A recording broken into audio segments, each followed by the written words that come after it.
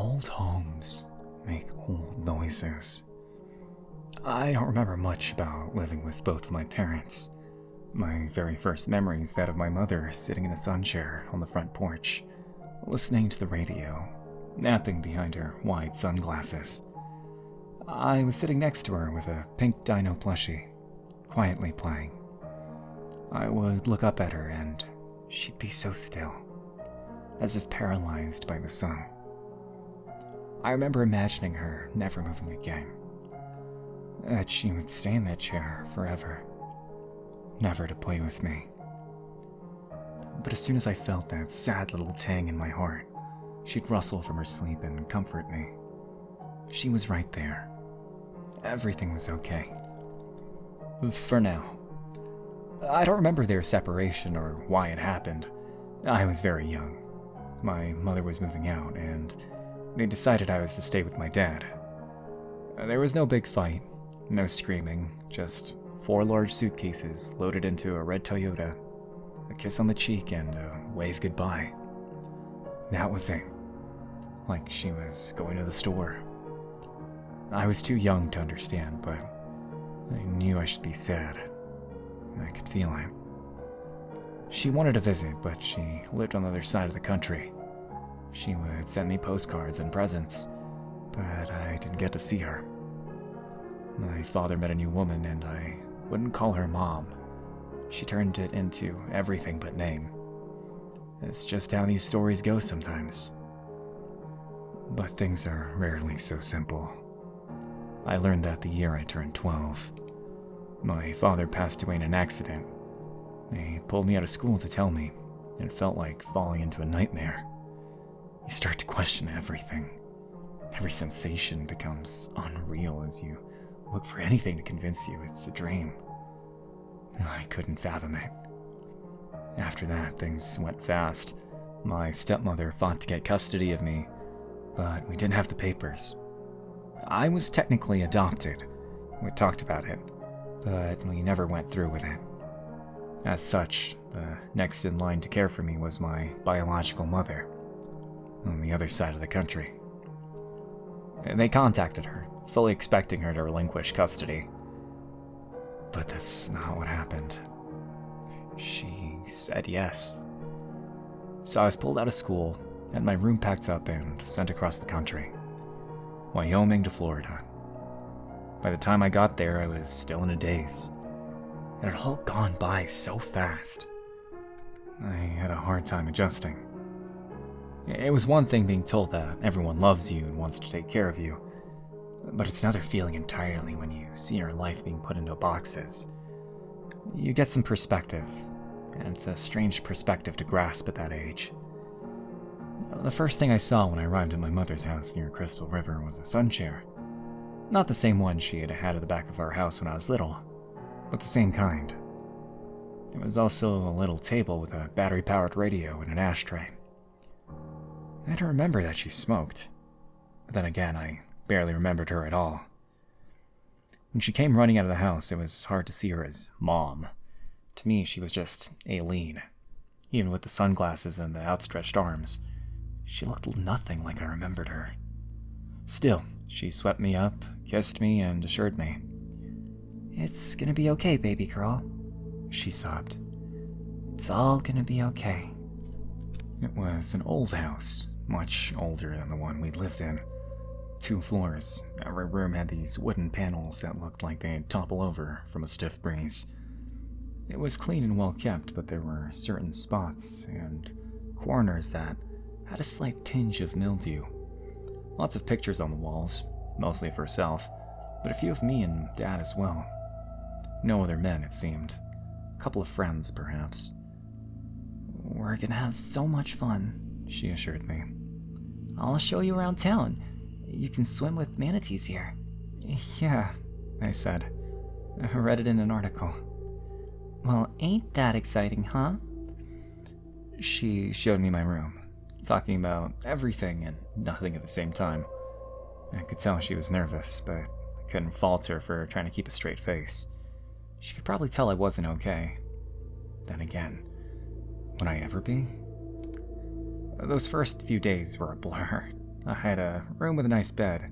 She helped me put up my posters and connect my laptop to the internet. It was just a shitty wireless connection, but it was better than nothing. We didn't get great reception out there. Something about being too close to the coast. It wasn't really the middle of nowhere. There was a pretty lively neighborhood, but it wasn't the most modern area. Aileen was happy to show me around. She introduced me to everyone, waving happily and tried to make me feel welcome. She would ask me about everything from favorite subjects in school to favorite music. We would go to the movies, we would hang out at the park, go swimming, all kinds of stuff. But it all just felt hollow in a way. Like it wasn't real life. School was different too. I mean, it had to be. It was a new class with new people. It couldn't be the same. And being new is a coin flip. You're either everyone's favorite or a social pariah. I ended up somehow as both. I remember coming home one day after living with Aileen for about a month. I was tired. I'd been spending some time with some new friends I met in English class while dodging some catty know-it-alls who kept bugging me during lunch. It was a social minefield, and coming home to my safe space felt like recharging a battery. I put on some music and danced around the room. But after only a couple of seconds, a picture on the wall came down. A framed photo of me and Mom from when I was small. It crashed onto the floor, but the glass didn't break. I jumped, almost dropped my headphones, and settled down. I carefully hung it back up on the nail and stepped away. Must have moved too much. The house was old, and I kept forgetting that. As I turned back to my laptop, the picture fell again. This time I was barely moving at all. I put the picture up a third time and looked closely. I didn't move. As I looked, I saw the nail in the wall being pushed out. And for a third time, the picture came crashing onto the floor. And this time, the glass broke. I didn't know what to make of it. Maybe there was mold or something behind the wallpaper. I couldn't smell anything, even when I put my face next to it. But it could be a dozen things. All my other pictures were fine, though. It was just this one. Strange. I had Aileen put up a new screw instead. That seemed to hold, but the incident made me keep my eyes open. I started to notice other things around the house.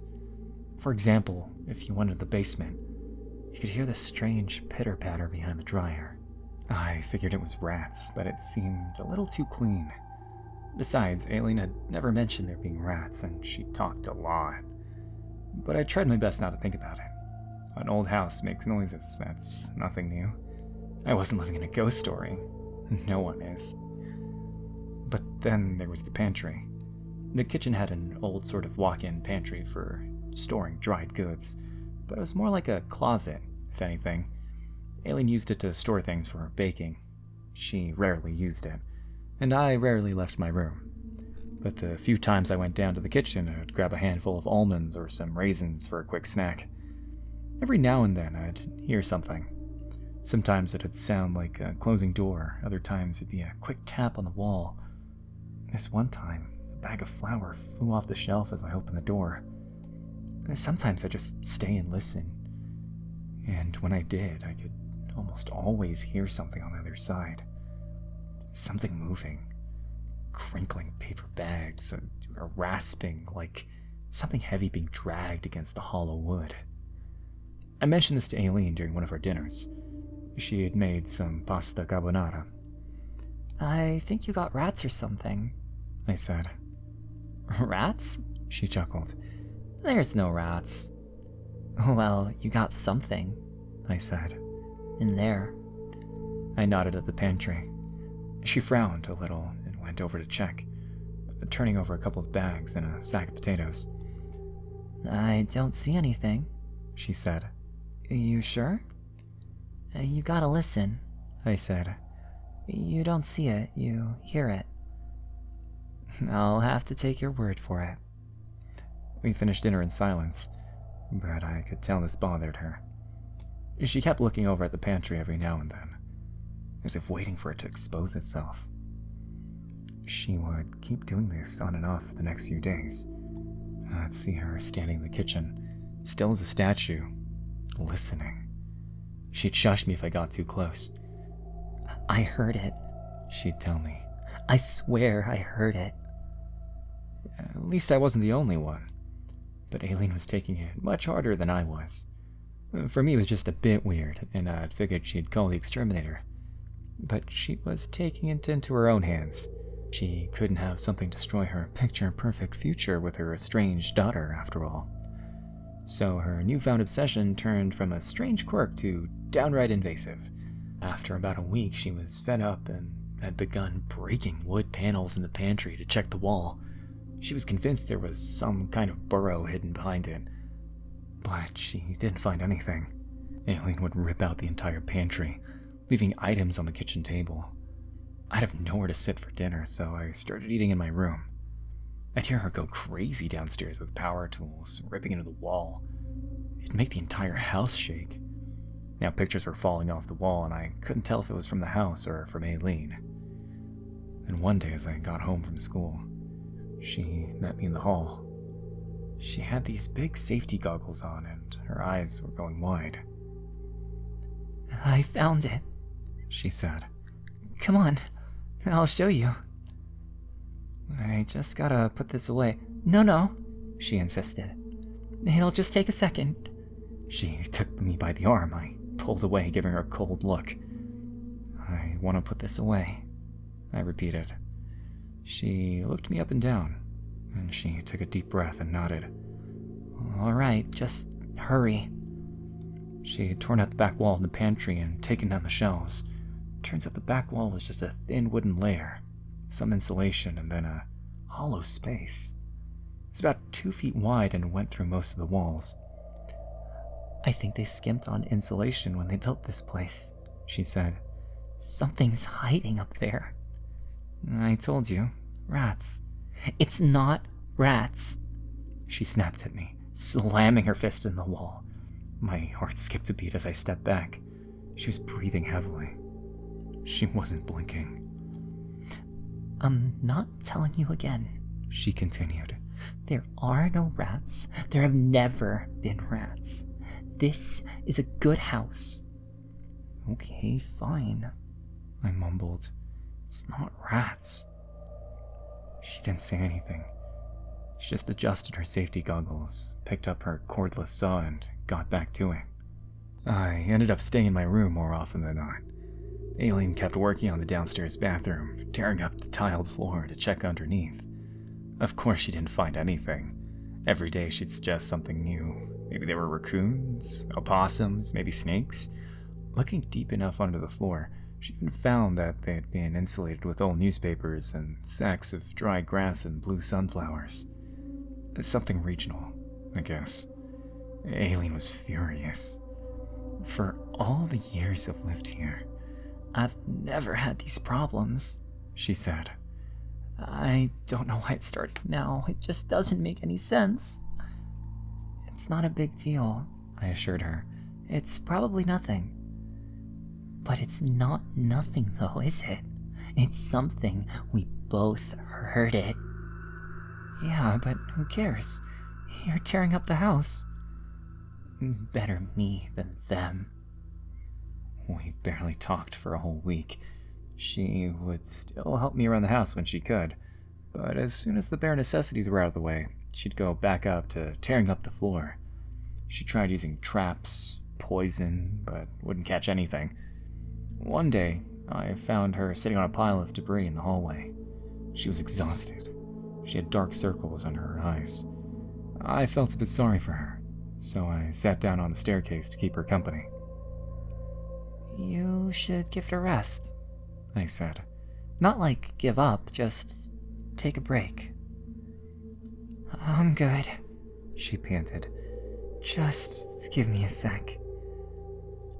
Don't you ever use that sunchair anymore? I asked. I used to love those. The what? The sunchair, I said. The one out front. She looked at me for a while, not understanding what I was saying. And then something clicked. Right. That, she said. I don't really use that. Why not? What kind of life is that? Just lounging around, waiting for something to happen. And with that, she got up to her feet. She turned to me, power tool in hand. She was making a point. Sometimes you gotta do something. The next time the picture of her and me fell from my wall, I didn't bother putting it back up. There was no point. It would just keep falling over and over again anyway. I just had to accept that my life was full of whirling, chopping, and clanking. I still barely knew the woman I lived with, and I supposed to accept whatever nonsense she came up with. But one day when I came home, she wasn't chopping up the floor anymore. Instead, she was sitting on the stairs leading up to the front door, holding a bucket. And for the first time in weeks, Aileen looked satisfied. When I came up to her, she tapped at the side of the bucket. Check it, She said. Told you it wasn't rats. Cane toads. About 24 of them in total. One of them hopped out of the pantry, She continued. I had to check around the basement, but they'd make a sort of nest around an old pipe. So that's it? I asked. You got 'em all? Sure did. She laughed. And I plugged up their nest, So we're done. We're done? She swept me up in a hug and kissed me on the side of my head. I felt so relieved. Maybe she could be normal again. Aileen talked about bringing in a carpenter to fix the problems she had found while breaking open the walls. Meanwhile, she settled on hastily assembling a couple of plywood pieces. She would have to use the upstairs shower for a while to avoid water damage. She eventually returned to her usual cheery self. I'd see her dancing around the kitchen to hits from the 90s. We made our own scones one weekend, and not long after, she returned to work. She'd taken some time off to get me set up, but now she was getting more confident. She worked as a county recorder, so she usually sat at a desk all day or in long-winded meetings. It was nice not having to worry about her anymore. I could focus on keeping my newfound social life alive. In that age, that's easier said than done. One day I came home talking on the phone with a friend from school. Well, we were discussing a group English assignment and how we were supposed to motivate a slacker to contribute. It was nice to talk to someone who despised group projects as much as I did. I threw my backpack on my bed, turned around, and stopped. The picture on the wall was back up. Now, I knew for a fact that I hadn't put it back up there. I also knew cane toads weren't to blame, so it had to be Aileen. But a part of me kept thinking, oh, what if it wasn't? I apologized over this for a while. If it wasn't Aileen, it must have been someone else. But did I want to bring that to her attention? I'd seen the way she got upset over a couple of cane toads. Who knew what she'd do if she suspected an actual intruder? I decided it was better to keep quiet and keep an ear to the ground. Despite Aileen's best efforts, things weren't as simple as a couple of toads poking around in the basement. Things were still moving in the pantry. I'd still hear something push against the wood panels, and at times I'd see pictures move on their own. But I kept my mouth shut. Aileen was like a different person. She was cheerful, motivated, and curious. We'd talk about my day, take turns buying groceries, and make all kinds of plans together. I was allowed to come and go freely as long as she could keep tabs on me. Typical mom stuff. But I'd still see the little things around the house. Once I even moved a picture myself, and when I came back it was fixed. Straightened. And Aileen had been gone all day. I would test this a little further each day. I'd place things around the house and take pictures with my phone. Later I'd compare them to see if anything changed. Sometimes they did. For example, pictures were straightened. A couple of cans in the pantry were rearranged to have the labels pointing outward. A few candle holders on a dresser downstairs were fixed to be the same height. Little pointless things. I think the most noticeable thing was my stuffed animals. I only had a few from my old house, and I kept them on a chair in the corner. They were rearranged to face outward. I didn't do that. But it wasn't clear how this was happening or why, and I didn't want to bring it up with Aileen. Maybe she was doing it to mess with me, as a test. I decided to unpack my final box. I'd been putting it off since it was mostly nostalgic stuff, but I figured it was time to bite the bullet. Pictures of Dad and my stepmom, little trinkets and doodads, and of course my old pink dinosaur plushie. I'd had it since I was a baby. Dad used to say it was the first thing anyone gave me. As I walked around the room, putting it all up, Aileen walked in. She helped me rearrange some things, made some small talk, and finally picked up the dino plushie. "Well, isn't this a handsome fella?" she said. "What's his name?" It was a strange question. It didn't have a name. She should have known that. Then again, it'd been a while. I decided to mess with her. "Don't you remember?" I said. "It's Kenny." "Right. Kenny," she nodded. "Glad to see he's still around." She was probably just trying to make me feel at home, still. But it was weird. She was lying. It made me question what else she might be lying about. It didn't take Aileen that long to notice I was up to something. She noticed me taking pictures and rearranging things. It was her house, after all. She, if anyone, would notice if something was different. So one day, as we sat down for dinner, she put her hand on my phone. "I need you to tell me what you're doing," she said. "Don't think I haven't noticed." "I don't know," I lied. "I'm just getting used to the place." "There's more to it," she insisted. "I've seen what you do with the paintings and the photos. I'm just fixing them." "No, you're not." She looked me dead in the eye. I could see that spark, just like when tearing out the pantry. That flame. There was no point in lying to her. "I'm not moving them." "But something is." I told her what I'd noticed. I showed her the before and after pictures, and as soon as she realized this wasn't a cane toad problem anymore, she got up from the table, locked the doors, and fetched her toolbox. "We're not leaving this house until we deal with this." "Can't we just call someone?" I asked. "What's the big deal?"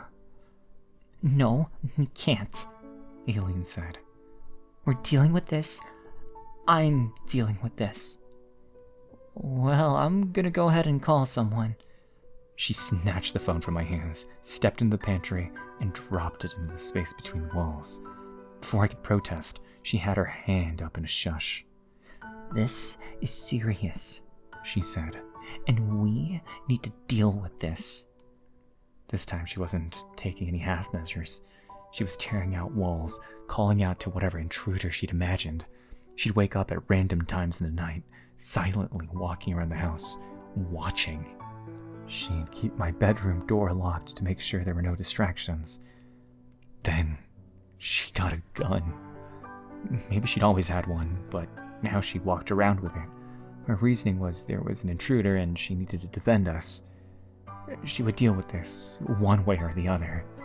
And until she did, I wasn't allowed to leave. "They could take you when you leave, whenever you're out of sight," she'd say. "I can't take that risk."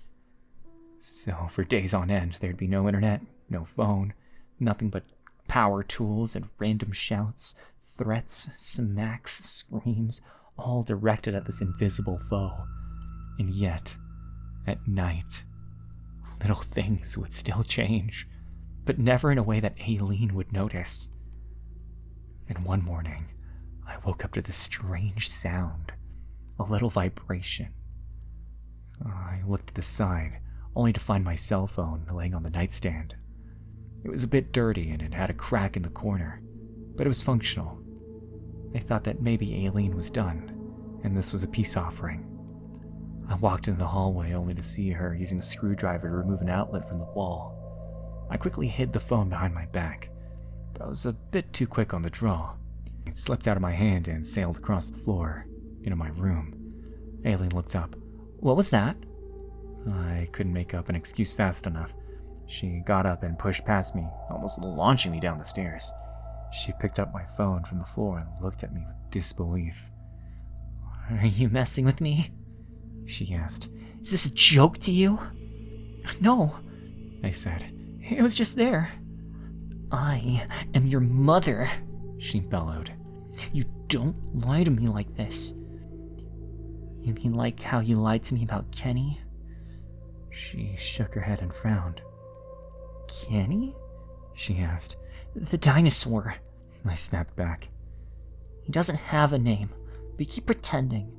Do you remember anything about me? I confronted her. I asked about where I was born. I asked about my middle name. I asked about my dad, our first vacation, our first car.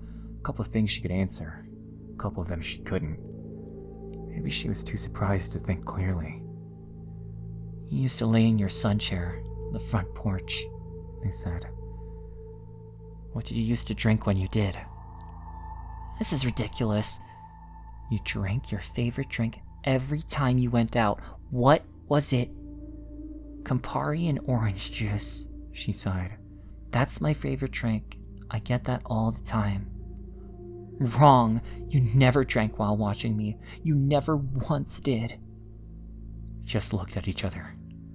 A couple of uneasy thoughts crossed my mind. Maybe she wasn't my mom. I headed for the stairs. She was right behind me, wielding the screwdriver like a knife. She asked me to stop, but I kept going. I headed straight for the front door, but she locked and bolted it. I got it open, but not fast enough. She caught up to me and slammed the door shut, leaning over me. Her face were inches away from mine. You'll have to wait in the basement while I fix this, she panted. Don't make a fuss. You're not my mom, are you? She didn't respond. She grabbed my hand and led me downstairs. I didn't even know the basement door had a lock, but turns out it did. It was just me, a washer, a dryer, and old boxes. Nothing important, mostly just holiday stuff. Christmas, Thanksgiving, 4th of July. I stayed down there all day, hearing Aileen tear the place apart. She couldn't let go. No matter what, she was going to have her perfect house and her perfect daughter. Nothing was supposed to go wrong. But somehow, it had.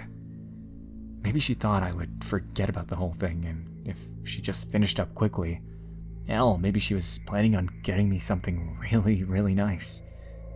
But I couldn't let that go. That one thought. That maybe Aileen wasn't my actual mother.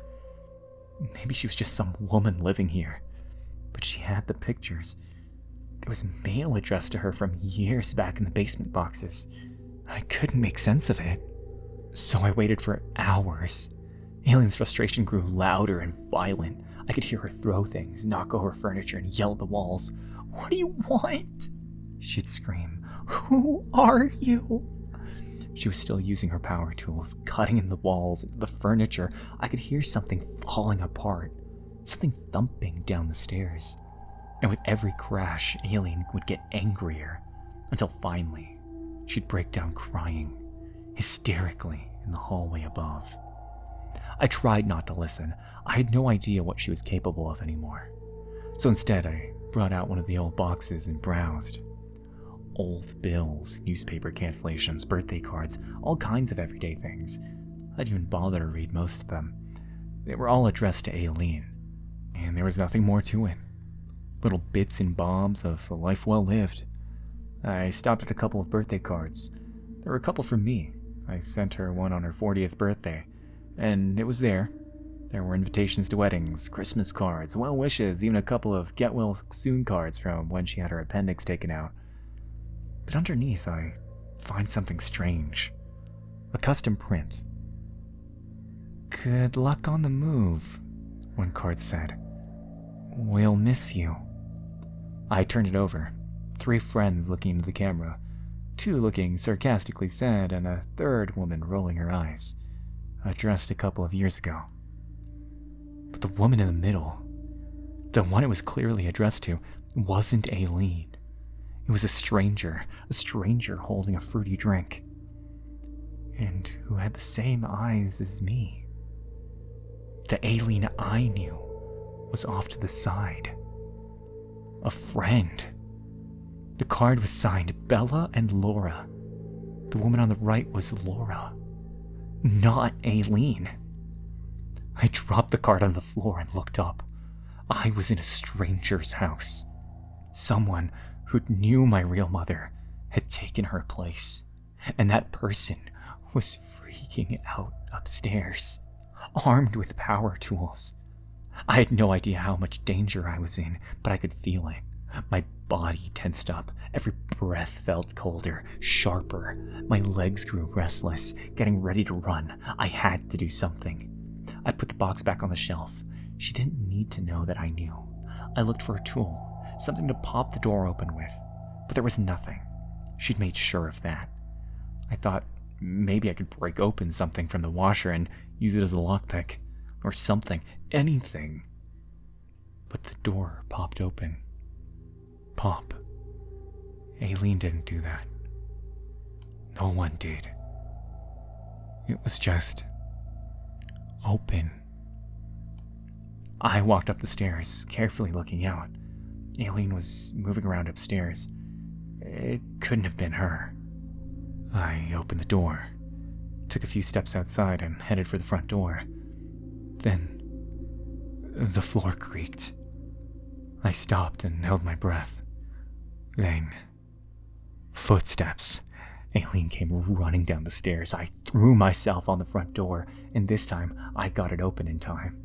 I was out, running across the front lawn, wet grass tangled between my toes. I headed for the closest neighbor, screaming at the top of my lungs. I saw a door open across the street. Then, I heard a gunshot. I dropped to the ground, covering my head. The neighbor screamed and hurried back inside. Aileen, or Laura, had pulled out her handgun. She'd fired a warning shot. She grabbed me by the arm and pulled me back inside, still holding the gun.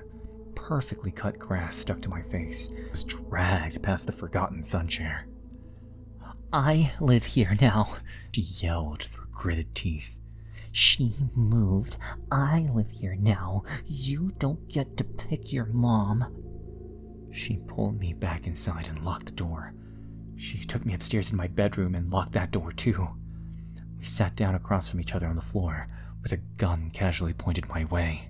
We stayed there for a couple of minutes, just looking at each other. Two strangers sharing a house.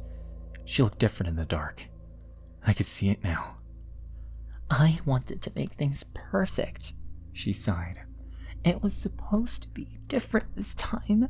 Aileen was supposed to be different. What did you do to her? She shook her head. She moved. I just didn't file the papers. Of course, she worked at the county records. Aileen's official address was still registered here. So when they looked her up, they reached Laura, still living there. And she just went for it. If I could get you, I could get anyone, she continued. Then I'd really be her, and not, well, me. She picked up the pink dinosaur plushie and casually tossed it aside. She was done pretending, and with that, she raised the handgun. I have to try again, she murmured. I'm sorry. Don't do this. What choice do I have? She asked. Would you like to be me? I didn't answer. She shook her head again. Didn't think so. My tongue felt dry. A sting of salt burned my eye from a cold sweat. I didn't know whether to throw myself at her or shield my face. Instead, I did nothing. My forehead felt cold as if anticipating a bullet. She tensed her trigger finger, but nothing happened. See, there's this thing about old houses. The shadows seem a little longer. There are noises coming out of every corner. 9 times out of 10, it's just the wind. A poorly constructed wall, or maybe a cane toad. But this shadow had been different. Shadows don't fix pictures on the wall. They don't raid your pantry. And they don't put back the one picture you have of your real mom on the wall, as if trying to show you when you're being lied to. And they certainly don't put a long, dark, bone-like finger in the way of a trigger. But this one did. It emerged from the wallpaper, a solid shade of chromatic dark, leaning over Laura like a misshapen shadow. Taller, longer, slimmer, at least 7 feet tall, but hunched over into a ball. It had put a long dark finger in the way of the trigger, stopping Laura from pulling it. Her breathing quickened. She tried to push, but nothing happened. She struggled and strained, trying with 2 hands, but nothing. Instead, a second hand grasped the back of her head and smashed her straight forward into the floor. I'd never seen anything so violent. One powerful smack and she'd lost all her front teeth, broken her nose and a cracked part of her forehead. It left a blood-tufted dent on the wooden floor. The thing stopped for a moment, giving Laura a chance to gasp for air. As she did, it turned to the pink dinosaur plushie and put it back on the drawer, facing outward. Even now, it couldn't stop itself from making things right. Maybe that was the point all along, to set things right. Labels out, pictures straight, no lies. In one swift motion, it stood up, dragging Laura along like a hapless ventriloquist puppet. It slammed the bedroom door open with its shoulders, knocking it off its hinges, clattering to the floor. Laura kicked and screamed, kicking and slapping candle holders, chairs, and photos as she went. I looked down the hallway, only to see them disappear into the bathroom. Laura couldn't form a sentence anymore. It kept making this pleading moan. Even from a distance, you could hear her spitting up teeth. But the bathroom door closed. There were screams, a mirror being broken, thumping over and over as a body was beaten into a pulp, bone against ceramic tiles, flesh crushed into paste. I didn't even notice the sirens outside. The neighbors had called the police. I didn't notice them breaking down the front door or coming up the stairs, but when they did, they bore witness to the same thing I did. Laura, and something else, locked in the bathroom. There was a final shriek cut short as Laura was thrown out of the second-story bathroom window. I was wrapped in a blanket and taken out on the lawn. An officer held a hand up, asking me to not look. My shaking hands looking weird in the blue and red light. The neighbors were peeking out their front door again, and no one could explain what had happened in that bathroom. And in the days that followed, no one could explain why all the chairs, photos, and candle holders had been put back in their rightful place overnight. After that, things went by fast. Laura had willingly committed a clerical error to service her elaborate identity theft, and things were corrected. My biological mother flew down from Nashville, where she'd moved about 1.5 years prior.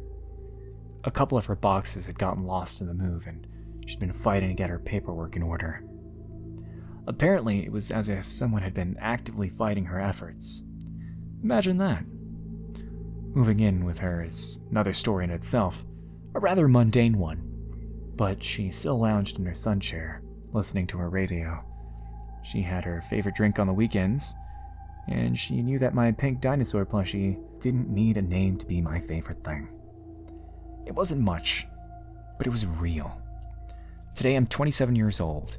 A couple of years ago, I moved back to my little community outside Crystal River. I bought the same house for myself, and I painstakingly fixed it up over 2 drawn-out summers. It was cheap, but a lot of work. Some people would question why I'd ever want to go back there, but I can't see myself living anywhere else. Yes, it was traumatic, but it wasn't the house's fault. That was Laura. No. This is a house of little creaks and nudges, of long shadows, of cane toads in the yards, and pictures I don't bother to straighten. And I'd rather live in a crooked home than a perfect hell.